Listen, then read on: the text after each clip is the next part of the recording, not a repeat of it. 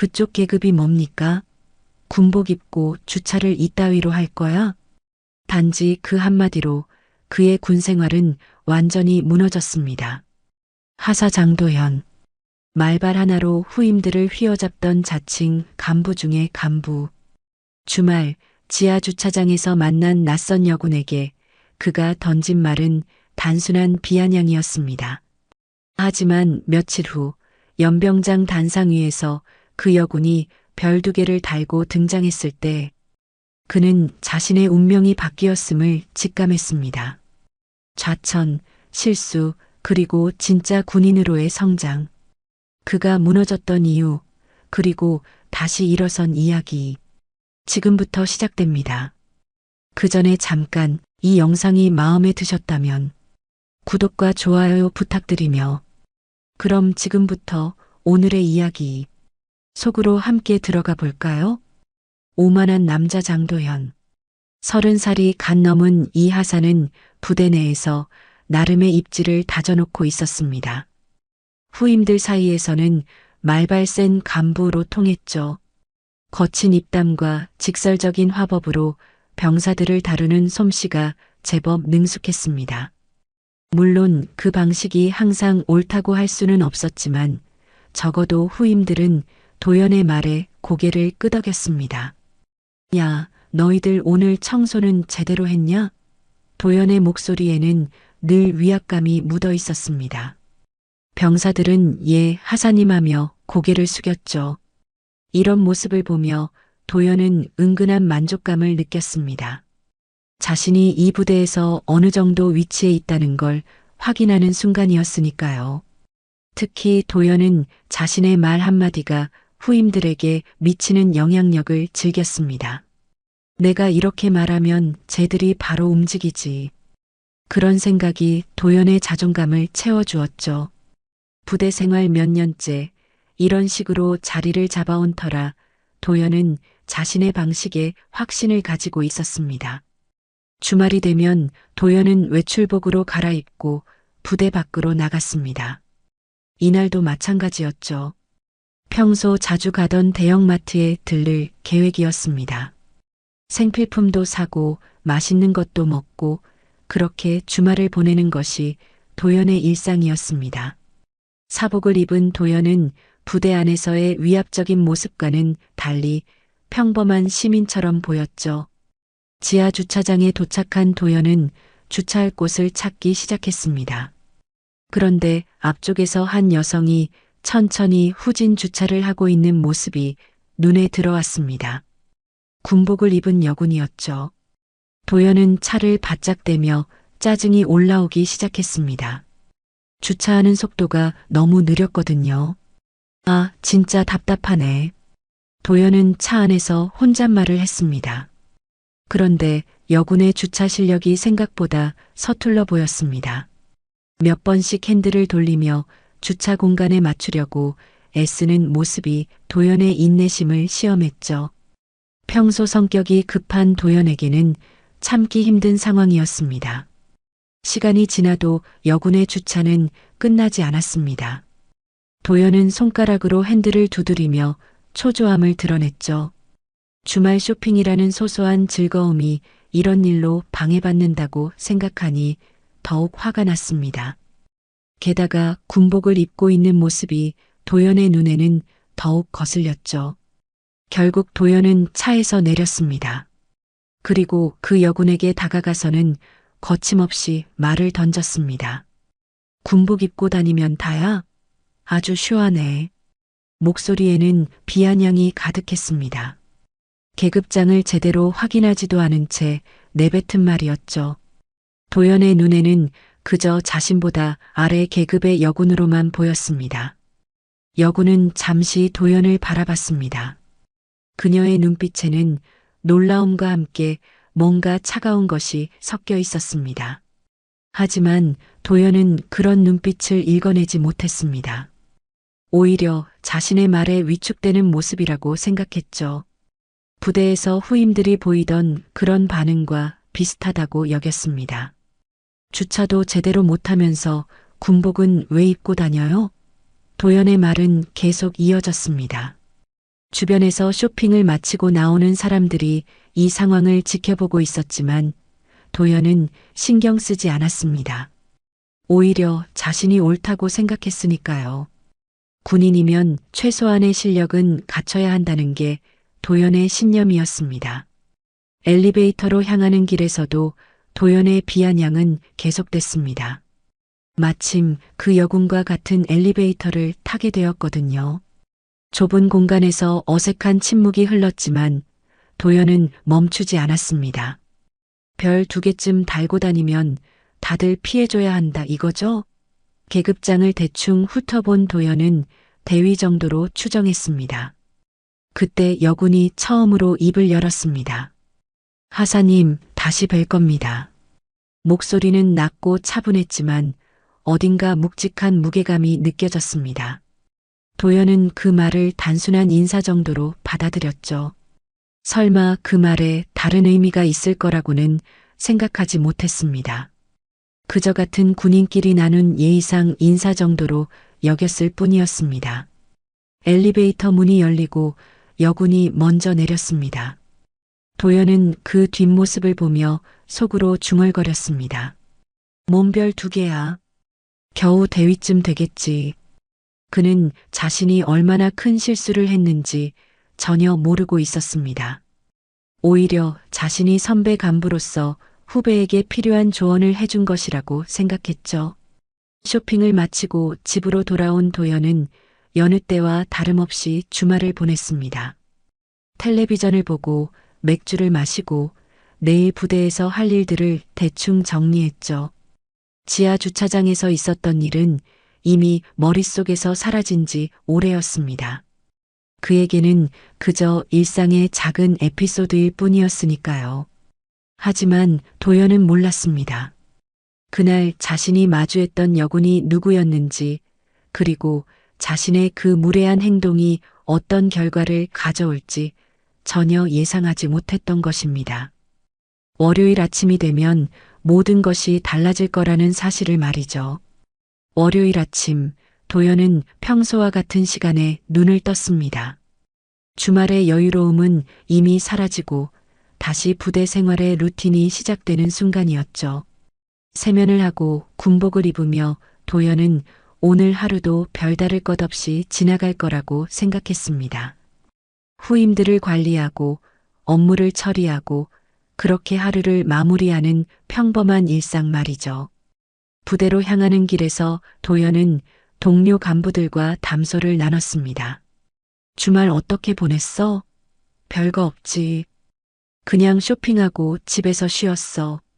도연의 대답은 담담했습니다.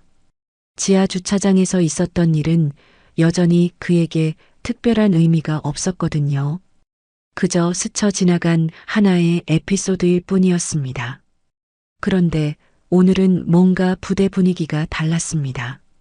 평소보다 간부들이 더 바쁘게 움직이고 있었고 병사들도 긴장한 기색이 역력했죠. 도연이 중대 사무실에 들어서자 박기문 중사가 다가왔습니다. 도연아, 너 오늘 연병장 집합 있는 거 알고 있지? 무슨 집합? 도연은 고개를 갸웃했습니다. 박기문 중사가 설명했죠. 신임 참모장 부임식이야. 사단 간부 전원이 참석해야 해. 도연은 대수롭지 않게 받아들였습니다. 참모장이 바뀌는 건 군대에서 흔한 일이었으니까요. 새로운 상급자가 와서 인사말 정도 하고 끝날 거라고 생각했습니다. 연병장으로 향하는 길에서 동료들과 이야기를 나누던 도연은 호기심을 드러냈습니다. 새로 오는 참모장이 누구래? 박기문 중사가 답했죠. 서지훈 소장이래. 국방부 작전운용처에서 직접 현장으로 내려온 분이라고 하더라. 도연은 그 이름을 처음 들었지만 별로 관심을 보이지 않았습니다. 연병장에 도착하자 사단 간부들이 계급순으로 정렬하고 있었습니다. 도연도 자신의 자리를 찾아서서 주변을 둘러봤죠. 평소보다 더 많은 인원이 모인 것 같았습니다. 각 부대에서 온 간부들의 얼굴에는 긴장감이 엿보였습니다. 새로운 참모장에 대한 기대와 불안이 섞인 표정이었죠. 사회자가 마이크를 잡고 부임식을 진행하기 시작했습니다. 제25기계화 보병사단 신임 참모장 부임식을 시작하겠습니다. 도연은 다른 간부들과 마찬가지로 단상을 바라봤습니다. 곧 새로운 참모장이 나타날 거라는 기대감이 있었죠.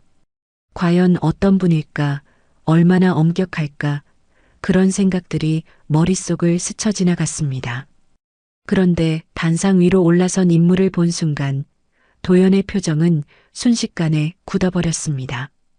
믿을 수 없었죠. 바로 그 사람이었습니다. 주말에 지하 주차장에서 마주쳤던, 자신이 온갖 막말을 쏟아부었던 바로 그 여군이 단상 위에 서 있었던 것입니다. 사회자의 목소리가 연병장에 울려 퍼졌습니다. 제25기계화 보병사단 신임 참모장 서지훈 소장입니다. 그 순간 도연은 자신의 귀를 의심했습니다. 소장? 별 2개. 자신이 얼마나 큰 실수를 했는지 깨닫기 시작했죠. 다리에 힘이 빠지는 느낌이었습니다.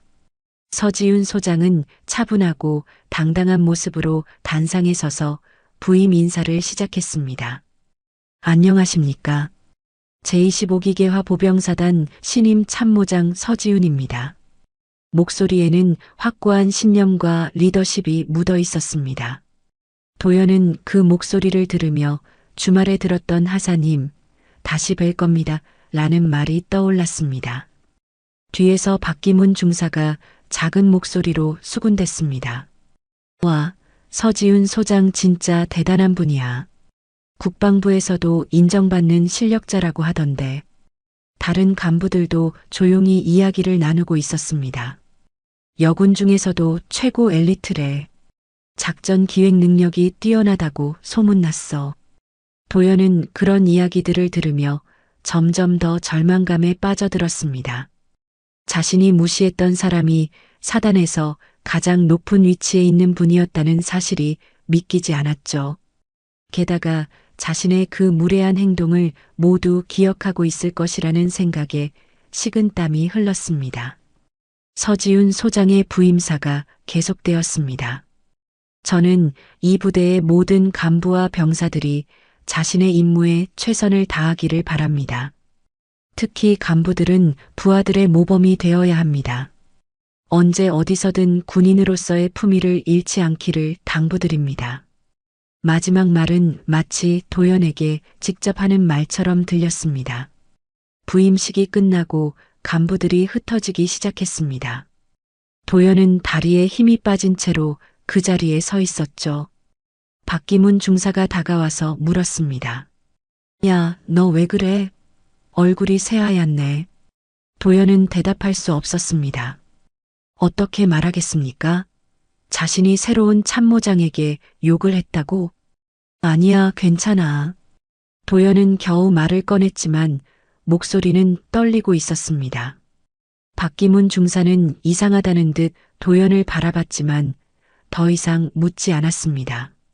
도연은 혼자서 중대로 돌아가는 길에 계속 생각했죠.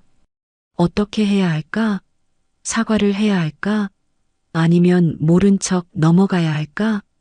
하지만 도연은 알고 있었습니다. 서지훈 소장이 자신을 기억하고 있다는 것을. 그 차가운 눈빛과 다시 뵐 겁니다. 라는 말이 계속 머릿속에 맴돌았습니다. 이제 정말로 큰일이 났다는 생각이 들었죠. 자신의 오만함이 어떤 결과를 가져올지 짐작조차 할 수 없었습니다. 화요일 아침, 도연은 전날 밤 제대로 잠을 이루지 못했습니다. 서지훈 소장의 얼굴이 계속 떠올랐고 자신이 저질렀던 실수가 머릿속에서 맴돌았죠. 아침 점호를 받으며 도연은 불안한 마음을 감추려 애썼습니다. 혹시나 하는 마음에 주변을 두리번거렸지만 다행히 참모장의 모습은 보이지 않았습니다. 오늘도 별일 없이 지나가겠지. 도연은 스스로에게 그렇게 말했습니다. 어쩌면 서지훈 소장이 자신을 기억하지 못할 수도 있다고 생각했죠. 바쁜 일정 속에서 주말의 사소한 일을 잊었을 수도 있지 않겠습니까? 도연은 그런 희망적인 생각으로 하루를 시작했습니다. 중대 사무실에서 일상적인 업무를 처리하던 도연에게 박기문 중사가 다가왔습니다. 도연아, 너 어제부터 뭔가 이상한데 무슨 일 있어?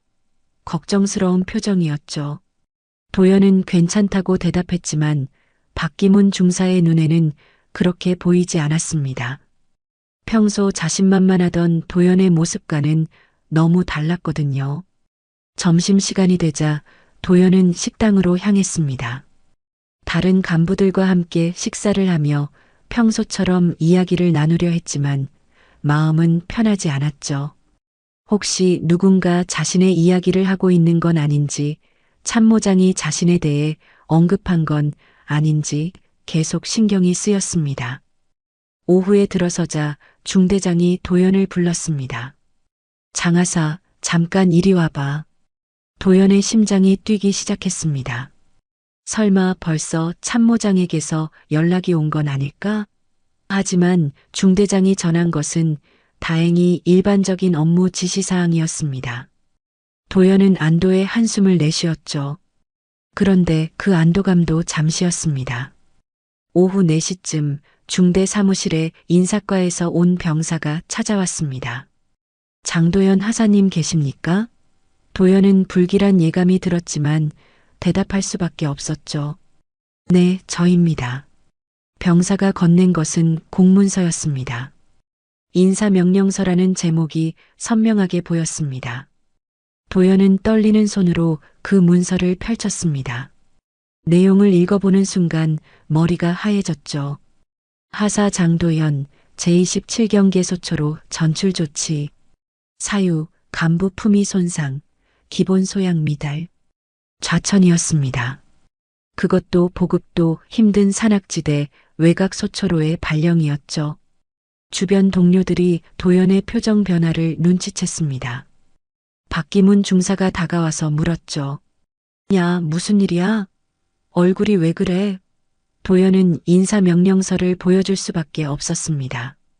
박기문 중사도 그 내용을 보고는 놀랐습니다. 이게 뭐야? 갑자기 왜? 간부 품위 손상이라니. 너가 뭘 잘못했다는 거야? 다른 동료들도 하나둘 모여들었습니다. 도연은 어떻게 설명해야 할지 막막했죠. 참모장에게 욕을 했다고 말할 수도 없고 그렇다고 거짓말을 할 수도 없었습니다. 잘 모르겠어. 뭔가 오해가 있었나 봐. 중대장도 이 소식을 듣고 도연을 불렀습니다. 장하사, 이게 도대체 무슨 일이야? 갑자기 전출 명령이 떨어지다니. 중대장도 당황한 기색이 역력했습니다. 도연은 평소 문제를 일으킨 적이 없는 간부였거든요. 오히려 후임 관리를 잘하는 편에 속했죠. 중대장님, 저도 잘 모르겠습니다. 도연은 고개를 숙였습니다. 사실을 말할 수도 없고 변명할 거리도 없었죠. 중대장은 한숨을 쉬며 말했습니다. 인사과에 문의해 볼게. 뭔가 잘못된 게 있을 수도 있으니까. 하지만 도연은 알고 있었습니다. 이건 실수가 아니라는 것을. 하루 종일 부대 안은 도연의 전출 소식으로 떠들썩했습니다. 장하사가 갑자기 소초로 간다면서 무슨 일을 저질렀길래? 온갖 추측들이 난무했죠. 도연은 그런 시선들을 받으며 괴로워했습니다. 자신의 오만함이 이런 결과를 가져올 줄은 정말 몰랐거든요.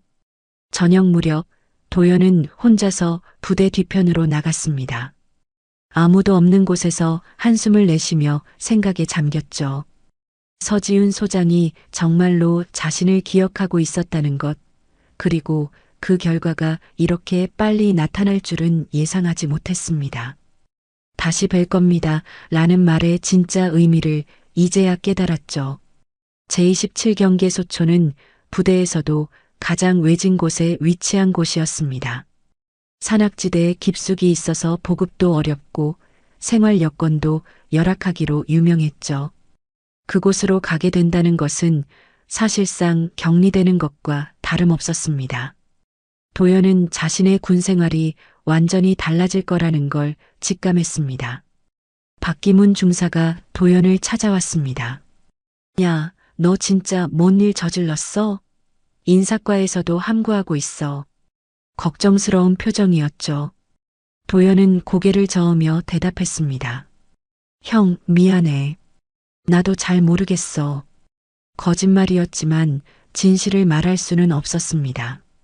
그날 밤 도연은 짐을 정리하며 지난 일들을 되돌아봤습니다. 자신이 얼마나 오만했는지, 얼마나 안일했는지 깨닫기 시작했죠. 부대에서 쌓아온 자리, 후임들에게 인정받던 위치, 모든 것이 하루아침에 사라져버렸습니다. 서지훈 소장의 차가운 눈빛이 계속 떠올랐습니다. 다음 날 아침, 도연은 제27경계 소초로 향하는 차에 몸을 맡겼습니다. 동료들이 배웅 나왔지만 분위기는 무거웠죠. 연락하고 지내자. 힘내라.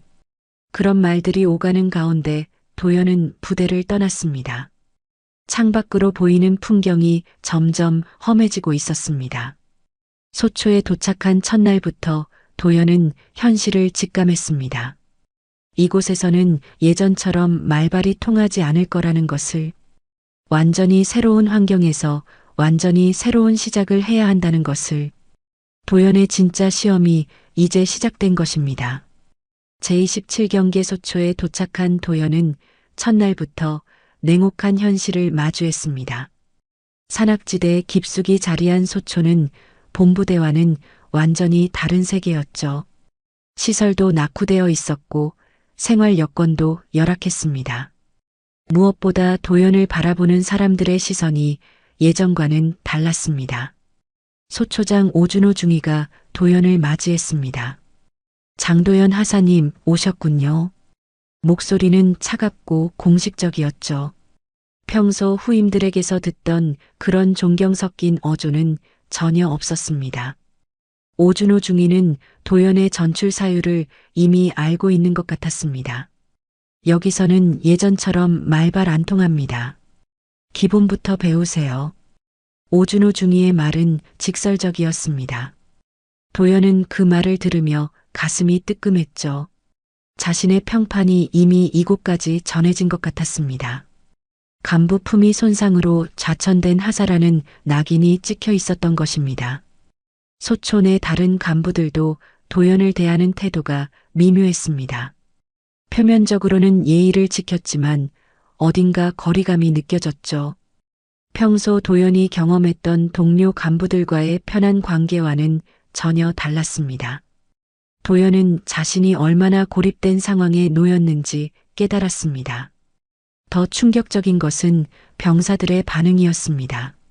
최민수 이병을 비롯한 소초 내 병사들이 도연을 보는 눈빛에는 조롱이 섞여 있었죠. 좌천되어 온 하사님이라는 소문이 이미 퍼져 있었습니다. 병사들은 도연에게 겉으로는 경례를 했지만 속으로는 우습게 여기고 있었습니다. 하사님, 짐 정리는 다 하셨어요? 최민수 이병이 물었지만 그 목소리에는 존경심이 전혀 없었습니다. 오히려 비웃는 듯한 어조였죠. 도연은 이런 상황이 낯설었습니다. 본부대에서는 절대 경험할 수 없었던 일이었거든요. 첫 주가 지나가는 동안 도연은 계속해서 어려움을 겪었습니다. 소초의 업무 체계도 본부대와 달랐고 생활 패턴도 적응하기 어려웠죠. 무엇보다 자신에 대한 주변의 시선이 가장 힘들었습니다. 예전처럼 자신 있게 말할 수도 없었고 후임들을 지도할 권위도 없었습니다. 야간 경계 근무가 시작되었을 때 도연의 시련은 더욱 커졌습니다. 본부대에서는 경험해보지 못한 복잡한 감시 장비들이 있었고 산악지대, 특성상 경계 요령도 달랐죠. 도연은 이런 것들에 익숙하지 않았습니다. 평소 자신이 얼마나 안일했는지 깨닫게 되는 순간이었습니다. 드디어 그 사건이 일어났습니다. 야간 경계 교대 중 도연이 감시 장비 조작을 잘못했던 것입니다. 복잡한 버튼들 사이에서 헷갈린 도연이 잘못된 스위치를 눌렀고 순간적으로 감시 시스템이 오작동을 일으켰죠. 경보음이 울려 퍼지며 소초 전체가 비상 상황에 돌입했습니다. 무슨 일이야? 오준호 중위가 급히 뛰어왔습니다. 상황을 파악한 중위의 얼굴은 일그러졌죠. 장하사, 이게 뭡니까? 목소리에는 분노가 섞여 있었습니다. 도연은 사과하려 했지만 이미 상황은 걷잡을 수 없이 커져 있었습니다. 소초 내 모든 인원이 깨어나서 비상대기 상태에 들어갔습니다. 감시 장비를 정상화시키는 데만 1시간이 걸렸죠.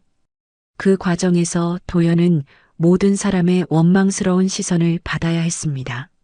저 때문에 우리가 이 고생을 한다는 분위기가 역력했습니다. 오준호 중위는 도연을 별도로 불러서 강하게 질책했습니다. 하사님, 이런 식으로 근무하시면 안 됩니다. 여기는 전방 경계 소초입니다.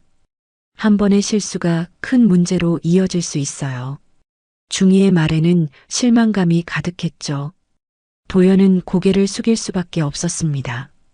이 사건 이후 도연에 대한 시선은 더욱 차가워졌습니다. 병사들은 대놓고 불만을 표시했고 다른 간부들도 도연을 신뢰하지 않았습니다. 역시 자천된 데는 이유가 있었구나 라는 분위기가 소초 전체에 퍼졌죠. 도연은 완전히 고립된 상황에 놓였습니다. 며칠 후 도연은 여군 상사인 이성의 상사와 업무 관련 대화를 나누게 되었습니다.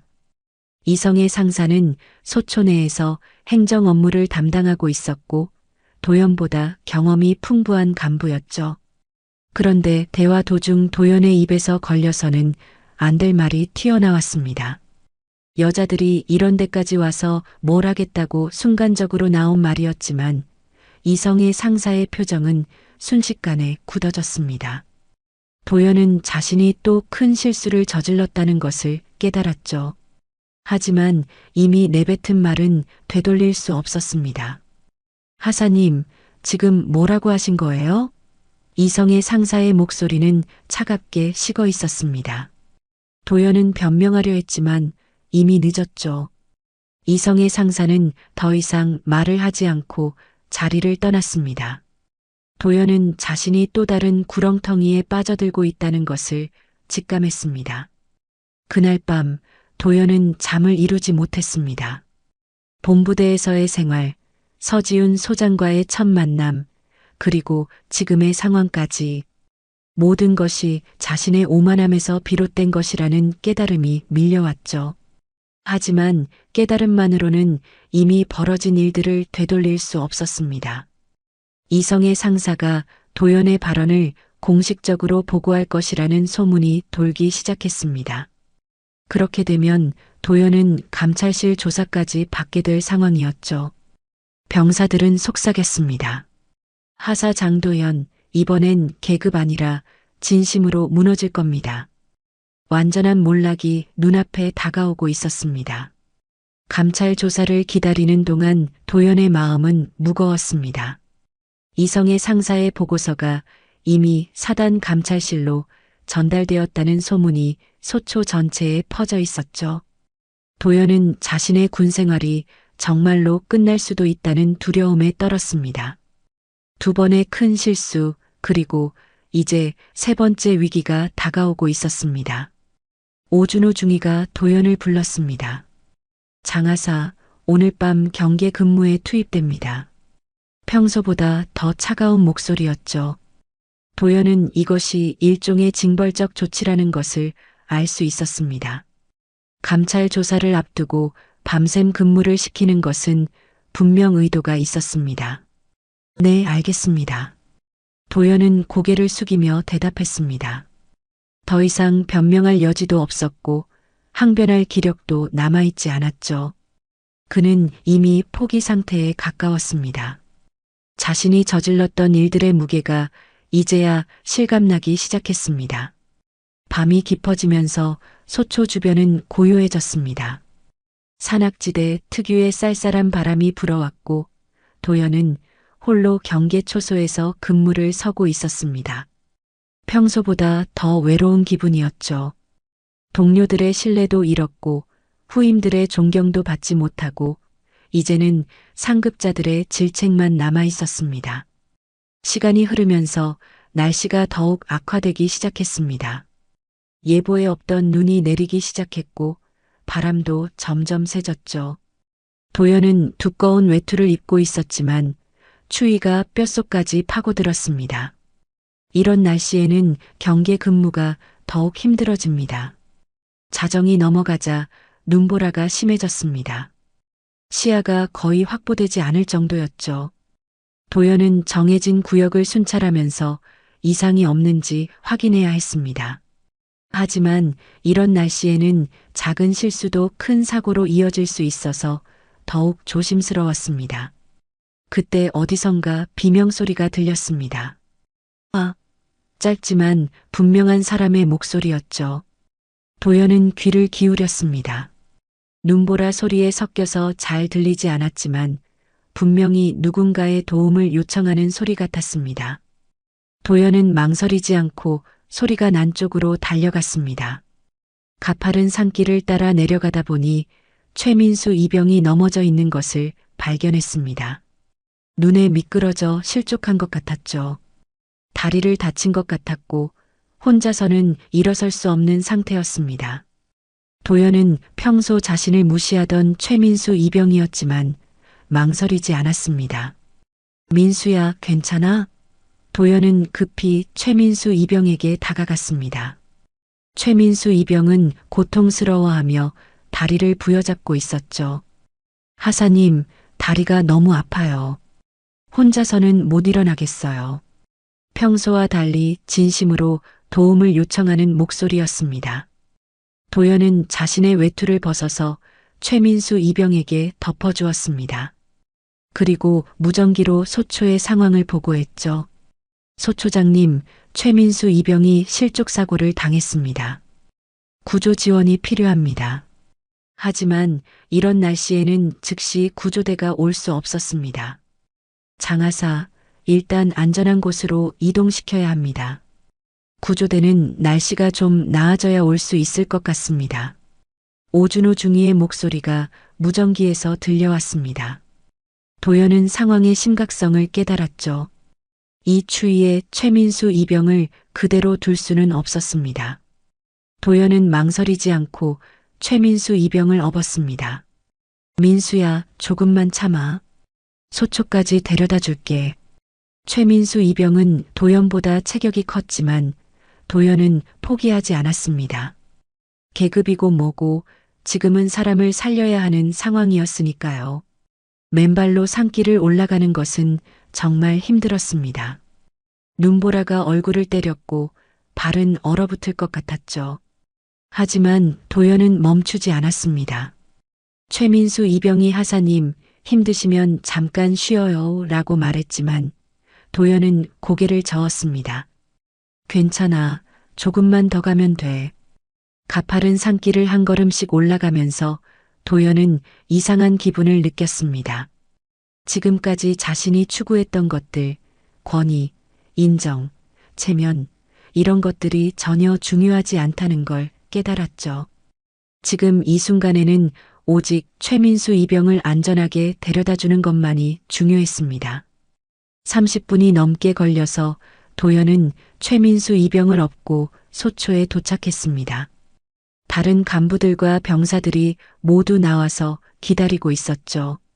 도연은 완전히 지쳐 있었고 옷은 눈에 젖어 있었습니다. 하지만 최민수 이병을 무사히 구해왔다는 안도감이 밀려왔습니다. 하사님, 고생하셨습니다.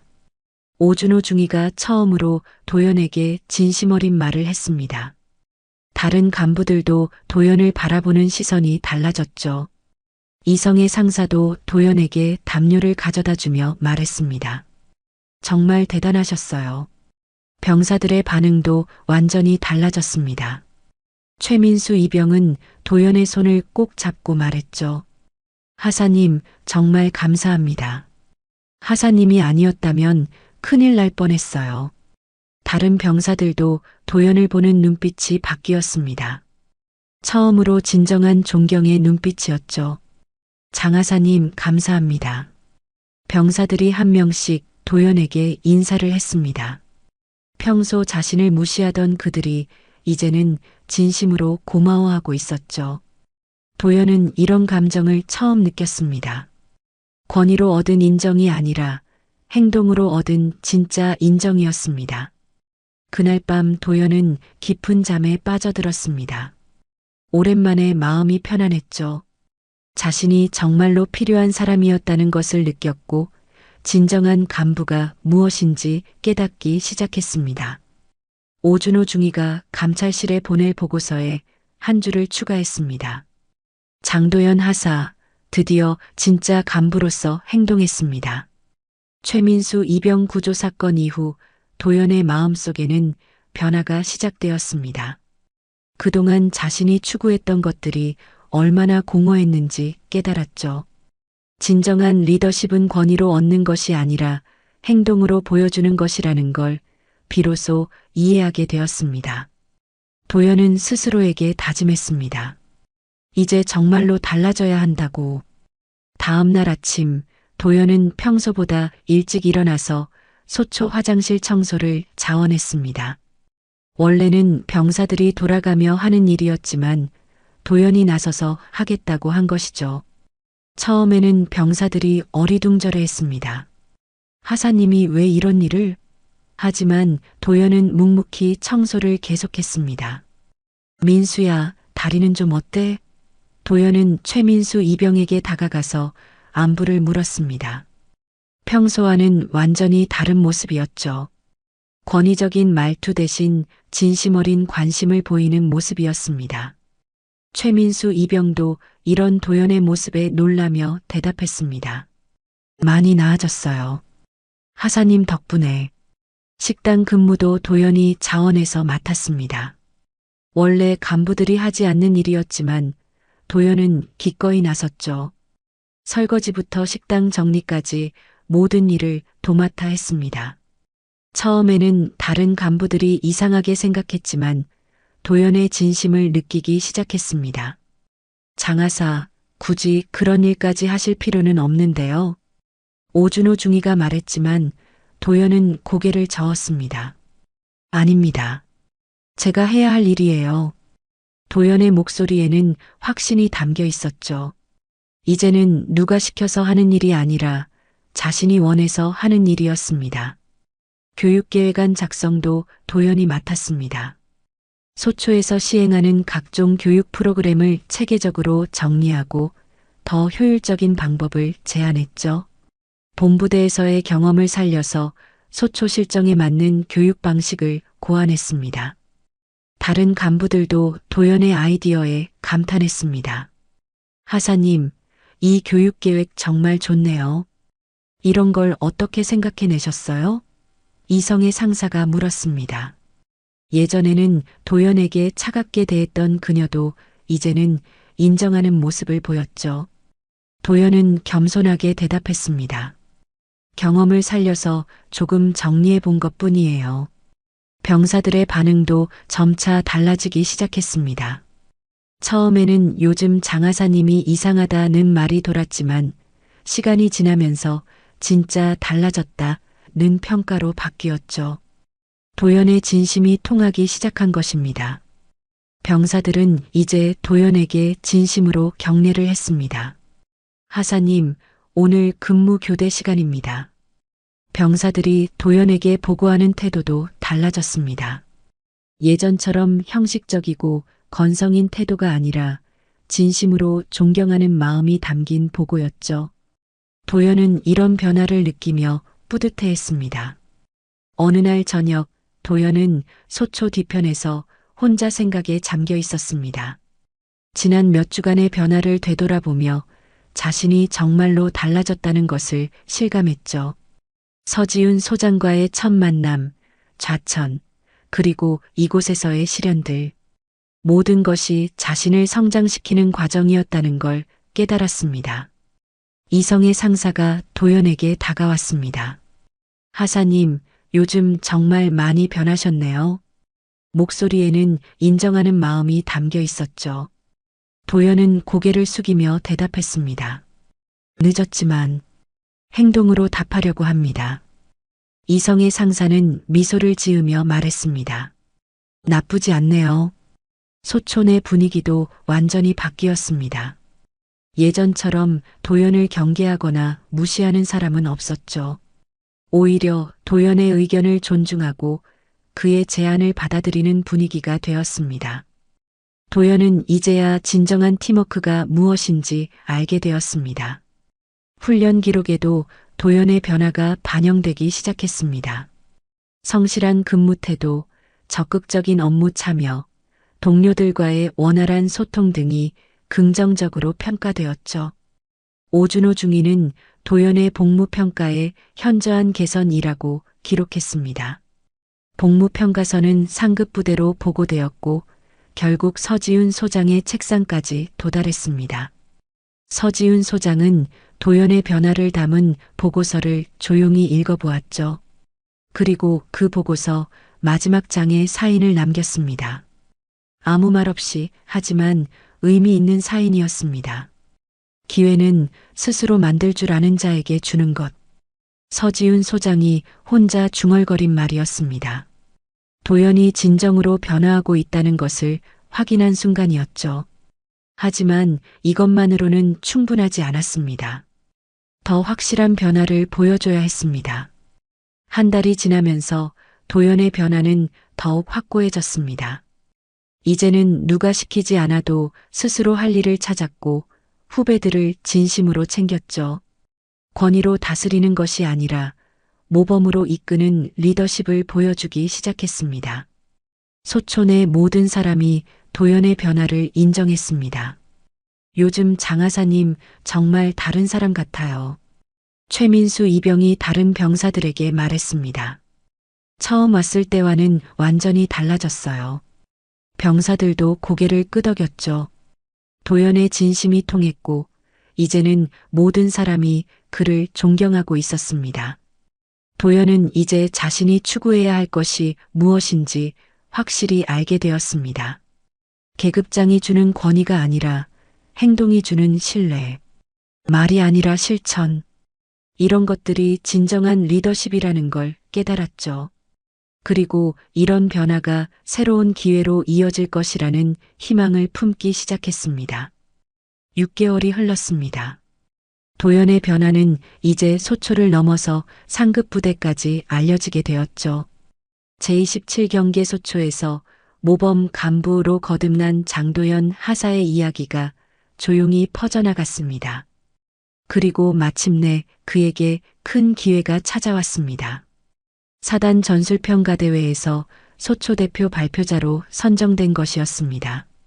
장하사, 이번 전술평가대회 발표를 맡아주세요. 오준호 중위가 도연에게 말했을 때 도연은 깜짝 놀랐습니다. 6개월 전만 해도 상상할 수 없었던 일이었죠. 소초를 대표해서 사단 본부에서 발표를 한다는 것은 큰 명예였습니다. 그리고 동시에 큰 부담이기도 했습니다. 정말 제가 해도 될까요? 도연은 겸손하게 물었습니다. 예전의 오만한 모습은 온데간데 없었죠. 오준호 중위는 확신에 찬 목소리로 대답했습니다. 하사님만큼 적합한 사람은 없어요. 소초에서 일어난 변화를 가장 잘 보여줄 수 있는 분이니까요. 발표 준비 과정에서 도연은 이전과는 완전히 다른 모습을 보였습니다. 혼자서 모든 것을 처리하려 하지 않고 소초 내 모든 구성원의 의견을 들었죠. 병사들의 아이디어도 적극적으로 수용했고 다른 간부들과 협력해서 완성도 높은 발표 자료를 만들었습니다. 하사님, 이 부분은 어떻게 생각하세요? 최민수 이병이 자신의 의견을 제시했습니다. 6개월 전이었다면 상상할 수 없었던 일이었죠. 도연은 진심으로 그 의견을 경청했고 좋은 아이디어는 발표에 반영했습니다. 좋은 생각이야. 이렇게 보완하면 더 좋을 것 같은데 어떻게 생각해? 발표 전날 밤 도연은 소초 구성원들과 마지막 점검을 했습니다. 모든 사람이 한마음으로 도연의 발표를 응원했죠. 하사님, 우리 소초의 자랑스러운 모습을 잘 보여주세요. 이성의 상사가 말했습니다. 도연은 고개를 끄덕이며 대답했습니다. 최선을 다하겠습니다. 사단 본부로 향하는 길에서 도연은 복잡한 마음을 느꼈습니다. 6개월 만에 다시 찾는 본부였고 그곳에는 서지훈 소장이 있었죠. 자신의 변화를 보여줄 수 있는 기회이기도 했지만 동시에 과거의 실수를 다시 마주해야 하는 순간이기도 했습니다. 본부에 도착한 도연은 발표장으로 향했습니다. 각 부대에서 온 대표들이 모여 있었고 상급 간부들도 참석해 있었죠. 도연은 심호흡을 하며 마음을 가다듬었습니다. 이제는 예전의 자신감과는 다른 진정한 확신을 느끼고 있었습니다. 발표가 시작되었습니다. 도연은 제27경계 소초의 운영 현황과 개선 사항에 대해 체계적으로 설명했죠. 특히 소초 내 팀워크 강화 방안과 효율적인 업무 분담 체계에 대해 자세히 발표했습니다. 청중들은 도연의 발표에 집중했고 긍정적인 반응을 보였습니다. 다음으로는 간부와 병사 간의 소통 개선에 대해 말씀드리겠습니다. 도연의 목소리는 안정적이고 확신에 차 있었습니다. 6개월 전의 허세가 아니라 경험에서 우러나온 진짜 자신감이었죠. 그의 발표는 구체적이고 실용적이었습니다. 발표 중간에 도연은 참모장석에 앉아 있는 서지훈 소장을 발견했습니다. 그 순간 잠시 멈춰섰지만 곧 정신을 차리고 발표를 계속했죠. 서지훈 소장은 무표정하게 도연의 발표를 듣고 있었습니다. 도연은 그 시선을 피하지 않고 당당하게 발표를 이어나갔습니다. 제27경계 소초는 이제 진정한 팀워크를 바탕으로 운영되고 있습니다. 계급의 권위가 아니라 상호 신뢰를 바탕으로 한 협력 체계를 구축했습니다. 도연의 말에는 진심이 담겨 있었죠. 청중들도 그 진정성을 느낄 수 있었습니다. 발표가 끝나고 질의응답 시간이 되었습니다. 여러 간부들이 질문을 했고 도연은 성실하게 답변했죠. 그의 답변은 구체적이고 현실적이었습니다. 실제 경험을 바탕으로 한 답변이었기 때문에 설득력이 있었습니다. 모든 발표가 끝나고 도연이 단상에서 내려오는 순간 서지훈 소장이 그를 불렀습니다. 장하사, 잠깐 이야기할 수 있을까요? 도연의 심장이 빨라졌지만 도망치지 않았습니다. 당당하게 서지훈 소장 앞으로 걸어갔죠. 하사 장도연, 이번엔 준비되셨습니까? 서지훈 소장의 질문이었습니다. 6개월 전과 같은 말이었지만 상황은 완전히 달랐죠. 도연은 정중하게 경례를 하고 대답했습니다. 이제야 군복이 무겁다는 걸 알았습니다. 그리고 그 무게를 견딜 준비가 되어 있습니다. 서지훈 소장은 잠시 도연을 바라보았습니다. 그리고는 작은 미소를 지으며 말했죠. 좋은 발표였습니다. 진짜 변화는 이런 것이겠죠. 도연은 고개를 숙이며 대답했습니다. 감사합니다. 앞으로도 더 노력하겠습니다. 발표회가 끝나고 도연은 소초로 돌아갔습니다. 동료들이 모두 기다리고 있었죠. 발표 어떻게 됐어요? 최민수 이병이 물었습니다. 도연은 환한 미소를 지으며 대답했습니다. 잘 됐어. 우리 소초의 자랑스러운 모습을 잘 보여준 것 같아. 그날 밤 도연은 오랜만에 편안한 마음으로 잠자리에 들었습니다. 서지훈 소장과의 대화가 계속 떠올랐죠. 이번엔 준비되셨습니까? 라는 질문에 당당하게 답할 수 있었던 자신이 자랑스러웠습니다. 진정한 변화를 인정받은 것 같았습니다. 며칠 후 도연에게 새로운 소식이 전해졌습니다. 본부대로 복귀 명령이 내려진 것이었죠. 이번에는 좌천이 아니라 정당한 복귀였습니다. 그의 변화와 노력이 인정받은 결과였습니다. 도연은 마침내 새로운 출발점에 서게 되었습니다.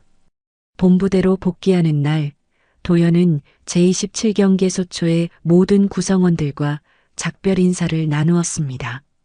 6개월 전 이곳에 도착했을 때의 모습과는 완전히 달랐죠. 그때는 좌천된 간부로 쓸쓸히 왔지만 지금은 모든 사람의 존경을 받으며 떠나는 것이었습니다. 하사님, 정말 많이 배웠습니다. 최민수 이병이 진심 어린 인사를 했습니다. 그를 구해준 그날 이후로 둘 사이의 관계는 완전히 바뀌었죠. 이제는 진정한 선후배 관계가 되어 있었습니다. 도연은 최민수의 어깨를 가볍게 두드리며 말했습니다. 너도 잘 지내라. 힘든 일 있으면 언제든 연락해. 오준호 중위가 도연에게 다가왔습니다. 장하사, 이제 진짜 간부가 되셨네요.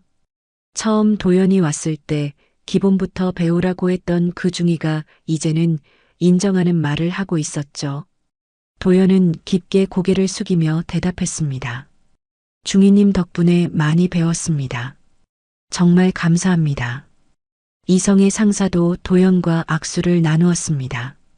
하사님의 변화, 정말 인상적이었어요. 앞으로도 지금처럼 해나가세요.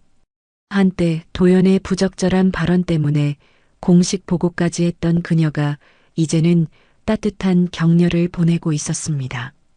진정한 변화가 모든 것을 바꾸어 놓았던 것입니다. 본부대에 도착한 도연을 맞이하는 분위기는 전과 사뭇 달랐습니다. 동료 간부들이 따뜻하게 반겨주었고 후임 병사들도 도연을 보는 눈빛이 달랐죠. 소초에서의 변화와 성과가 이미 본부대에도 알려져 있었기 때문입니다. 도연아, 정말 고생 많았다. 박기문 중사가 도연을 맞이했습니다. 소초에서 어떻게 지냈는지 다 들었어. 정말 대단하더라. 도연은 겸손하게 고개를 숙였습니다. 형, 많이 배우고 왔어요. 이제야 진짜 간부가 뭔지 알 것 같아. 새로운 보직을 받은 도연의 첫 업무는 신병 교육이었습니다. 갓 입대한 신병들을 담당하게 된 것이죠. 그 전에 도연이었다면 권위적이고 강압적인 방식으로 교육했을 것입니다. 하지만 이제는 완전히 다른 방식으로 접근했습니다. 여러분, 군대는 힘든 곳이지만 많은 걸 배울 수 있는 곳이기도 해요. 도연의 목소리는 부드럽지만 진정성이 담겨 있었습니다. 신병들은 그런 도연의 모습에 호감을 느꼈죠. 무서운 선임이 아니라 진심으로 자신들을 챙겨주는 선임이라는 것을 직감했습니다.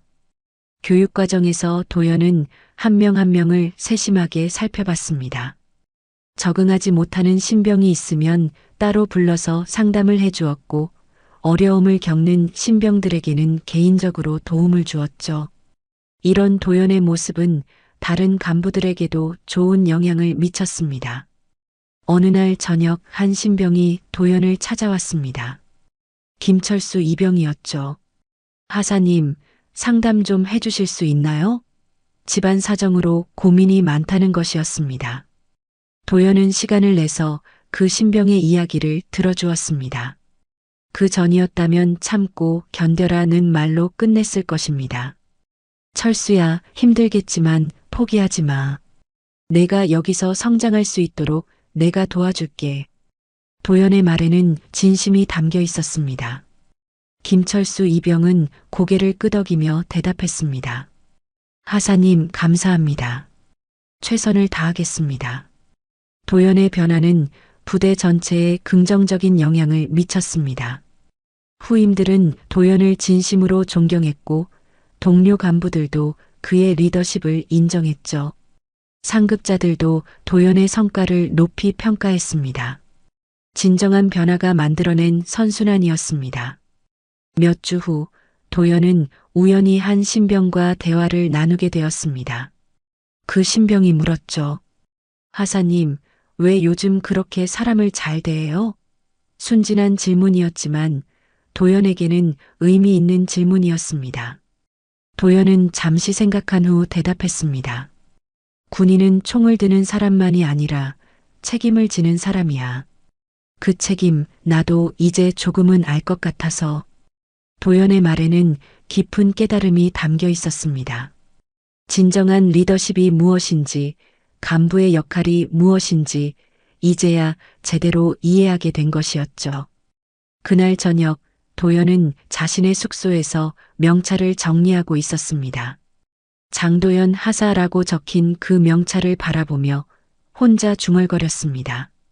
장도연 하사, 이번엔 진짜 군인이 되자. 전에 오만했던 자신과는 완전히 다른 사람이 되어 있었습니다. 창밖으로 보이는 부대의 야경을 바라보며 도연은 지난 일들을 되돌아봤습니다. 서지훈 소장과의 첫 만남, 좌천, 소초에서의 시련, 그리고 변화. 모든 것이 자신을 성장시키는 과정이었다는 것을 깨달았죠. 실패가 때로는 가장 큰 스승이 될 수 있다는 것을 배웠습니다. 다음 날 아침 점호에서 도연은 후임들 앞에 섰습니다. 예전과는 완전히 다른 마음가짐이었죠. 권위로 다스리는 것이 아니라 모범으로 이끄는 리더가 되겠다는 다짐을 했습니다. 후임들도 그런 도연의 변화를 느끼고 있었습니다. 오늘도 안전하게 근무하고 서로 배려하며 지냅시다.